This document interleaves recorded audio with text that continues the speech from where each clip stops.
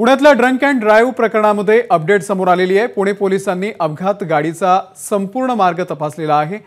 19 मे रोजी गाडी अगरवाल यांच्या घरातून किती वाजता बाहेर पडली यापासून ते अपघात स्थळापर्यंत संपूर्ण सीसीटीव्ही पोलिसांनी तपासलेला आहे। त्यासोबतच अगरवाल यांच्या गाडीची तपासणी पूर्ण झालेली असून ही गाडी अगरवाल यांच्या कंपनीच्या नावावरती असल्याची माहिती तपासात उघड झालेली आहे। दरम्यान ही गाडी सध्या एरोडा पोलिसांच्या ताब्यात आहे।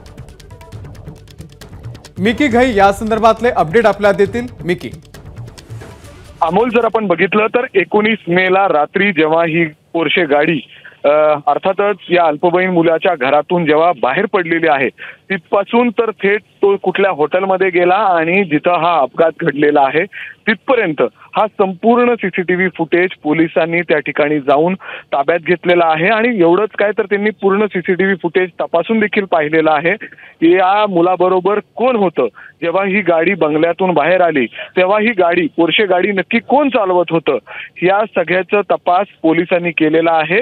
अर्थात ही गाडी सध्या पोलिसांच्या ताब्यात आहे।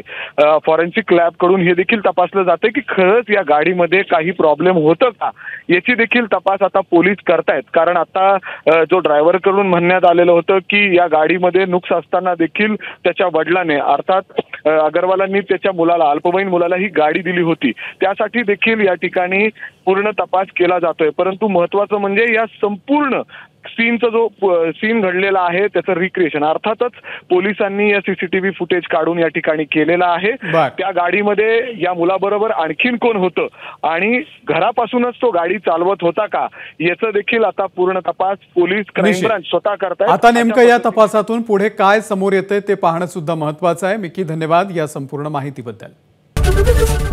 एबीपी माझा, उघडा डोळे बघा नीट।